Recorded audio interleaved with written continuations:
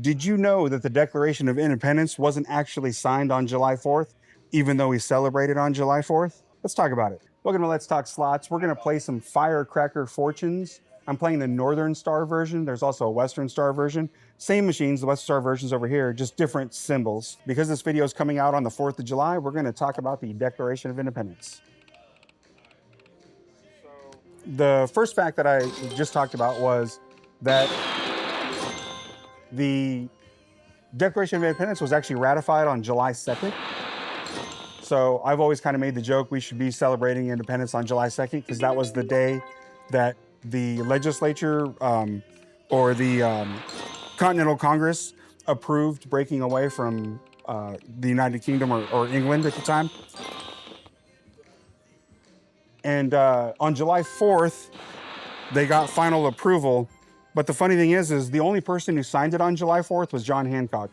Almost everyone else signed it on August 2nd, which was their next Continental Congress. So it wasn't actually signed by everybody until August 2nd, but it was signed by John Hancock.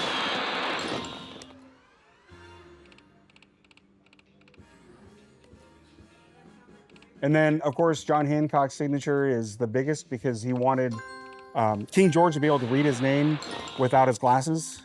So his goal was to basically be the biggest on the page so that King George could look at it and say, oh, John Hancock, I definitely can read that. And then it was mostly edited by Thomas Jefferson, or sorry, it was mostly written by Thomas Jefferson. And then there were some edits by John Adams and Benjamin Franklin. Probably the most notable changes that they made is the original text, which actually we'll probably get into here in a second, but the original text had it to where we hold these truths to be self-evident, that all men are created equal, that they are endowed by their creator with certain inalienable rights, that among these rights are life, liberty, and property. That was the original statement, was the life, liberty, and property. And they eventually edited it to where it was life, liberty, and the pursuit of happiness. There was, in the original document, there was a passage that condemned slavery in the original Declaration of Independence, but they took that out because the southern states didn't want that in the Declaration of Independence, and they wouldn't have voted for it. And then there were 56 people. Come on, pop it. There were a total of 56 people that signed the Declaration of Independence. 56? Yeah. Wow. And they were representatives from the 13 colonies.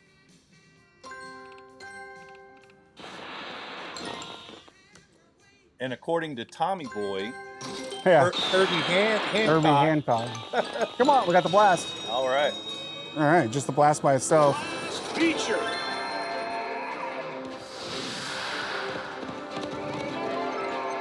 Yep, blast is the color. All right. Whoops. Just, it starts on its own. All right, so we're joined again by friend of the channel that we keep doing group polls with. Yeah.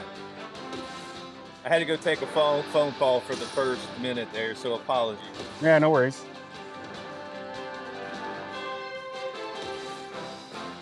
Now this one doesn't have the rocket though. Nope, I don't think it has the rocket, unless it's a feature for all of them. Yeah. But I highly doubt it. Oh, yeah, there you go. I guess. I was a doubting Thomas. Oh, but if you think about it, the charge gave you all the extra screens. Yeah. Okay, all right.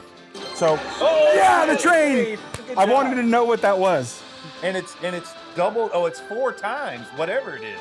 Oh, and it quadrupled. So hold on, let me get a short of this. All right, I've been looking for this gold train for a while. And yeah, so I finally got it.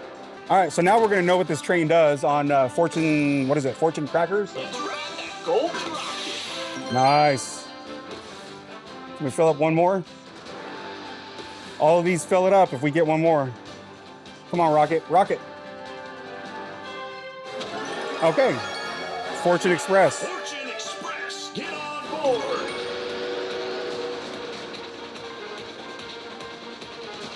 Yeah, okay. Whoops. All right, not bad.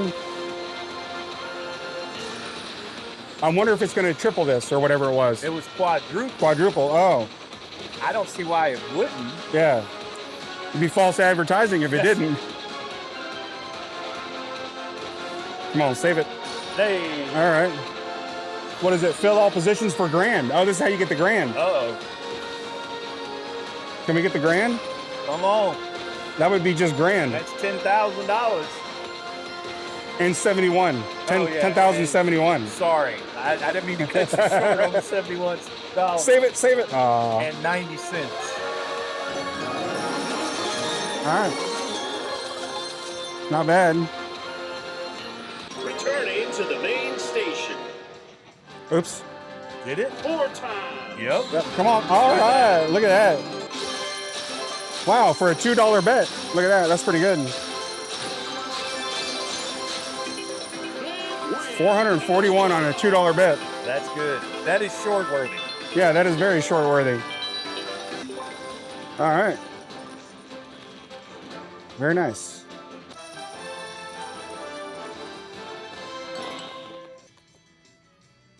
So I'm gonna take a little detour because I lost my place on my notes. So here's a fun fact. Okay.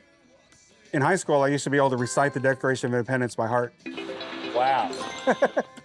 I knew the preamble, but The preamble for the Constitution, like the "We the People," Yeah, in order we to form a more perfect yeah, union. yeah. That one. that was Yeah. as far as I got. Yeah, that's the bill or the that's the Constitution. Yeah. So the Declaration of Independence, I studied it a lot because it was just one of those things that I thought it was really good and really poetic, and it was really good insight as to like the thought process of the people at the time, right? I just thought you were doing that because you're a history nerd. So. Yeah, well, no.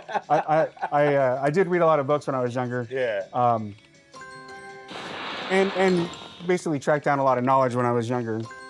Hey, but- knowledge is not a bad thing. Yeah, it's not a bad thing. So let's see how much I can recite of it. The video is only like another 10 minutes. Yeah. So I can only probably do maybe the first 2 paragraphs, I think. Well, how about I do that, and then I'll explain what each part kind of means, because it's the first 2 paragraphs that sort of explain what the Declaration of Independence is really about. So anyway, so it starts with, when in the course of human events it becomes necessary for one people to dissolve the political bands which have connected them to another, and to assume among the powers of the earth the separate and equal station to which the laws of nature and nature's God entitle them. So the first part of the Declaration of Independence is to say, like, okay, we're declaring independence, and here's why. And it sets the stage, interestingly, about where the source of government power comes from. okay. So, when of course we need and to assume among the powers of the earth the separate and equal station to which the laws of nature and nature's God entitle them. So what that basically is saying is that in a state of nature, right, there are certain rules, there are certain aspects, right? Okay. And then it says, we hold these truths to be self-evident, that all men are created equal, Yep. that they are endowed by their creator with certain inalienable rights, that among these are life, liberty, and the pursuit of happiness. Now, what that's basically saying is that there's no divine right. So historically, kings in the Western Front, and it was called Mandate of Heaven in the Eastern world, Okay. there was a God-chosen aspect to leadership. So the reason that the royal family existed was because God had bestowed upon them to be the rulers of people, right? They had an obligation, right, to be the rulers because that was what God gave them the right to do. And what the Declaration of Independence is saying is, no, we're all created equal, right? And we're endowed with our creator in a state of nature. All of us are born free, right? And then it goes into the next paragraph, which is that to secure these rights, governments are instituted among men, deriving their just powers from the consent of the governed. So it's basically saying, like, there is no divine right. Right. The only right that you have to rule is the right that we give you to rule. Huh. And it's only by our consent that you do rule, right? And then it goes that whenever any form of government becomes destructive to these ends, it is the right of the people to alter or abolish the government. This is where I always get tripped up. Laying foundation, something, reconstruct government, right? Right. So that's what I love about the Declaration of Independence. It was basically saying that this whole notion of kings and queens have a mandate from heaven to be the rulers, Right. that they have some sort of special circumstance, is all not true. Huh. And that in a state of nature, it's clear that we are born free. And the sole occupation of the government is to maintain those freedoms and protect those freedoms. Okay. And so because the crown and the legislature and the parliament over in the UK or England wasn't protecting those rights, they were basically taxation without representation, Right. forced seizures, search and seizures, all those kinds of things. They pushed back. So I love the Declaration of Independence for that reason. It was just a foundational reason for why they broke away from England. So I am floored with your knowledge. Well- and for all of those that are out there watching, that was all from you didn't have your notes out. Yeah. That was just your knowledge. yeah, the notes are just for the fun facts. Yeah, that was pretty cool. But yeah, so the Declaration of Independence has always been one of my favorite documents in history. So I think we need to revisit some of those things. yeah, we might need to. Although I will not talk politics on this. So. No, I wasn't speaking that Yeah. way. I was just talking about, anyway. Yeah. So I think I'm gonna set I'm definitely gonna set a floor of 400. But I don't have that many more facts, so I knew this was gonna be a little bit shorter video. The youngest person, there's actually one person who recanted their signature on the Declaration of Independence. Really? Yeah, and it's because he was captured by the British, and in order for him to not get hanged, he had to recant. And so he was kind of a pariah after that. His name was Richard Stockton, but he was kind of a pariah after that because he was like, oh, I recant and I pledge my allegiance to King George. And then when the colonists won, it's like, oh, there's that guy who chickened out. It's like, Chicken. yeah, what a chicken. And it's like, well, I mean, they had him in prison, they were going to kill him, so I don't know. How old do you think the youngest person signing the Declaration of Independence? Back then, you could grab prominence at an early age. So, 25. Close, 26. Ah, Edward Rutledge of South Carolina was the Okay. youngest delegate. Who was the oldest signer? You're probably Herbie Hancock. Herbie Hancock. I don't know that one. Benjamin Franklin, which I Oh, almost, wow. Okay. I might want to do a story about Benjamin Franklin. That guy, Very interesting. very interesting. And Yeah. even as an old dude, when he was hanging out during the Revolutionary War, Yeah. he was hanging out in France. Pop it. He was hanging out in he was hanging out in France, and apparently he was hit with all the ladies in the court. Yeah. So Okay. I think there was a joke or something that somebody wrote, like Adams or somebody, but it was like, if Franklin could quit spending his nights with women, he could get more accomplished over there, something along those lines. But so apparently he was a big hit because he used to wear a raccoon hat, and he used to portray I'm a wild frontiersman. You know, he wasn't a wild frontiersman, but apparently the ladies in the French court liked him. Anyway, I'm digressing from. Yeah. Oh, Come on, pop it.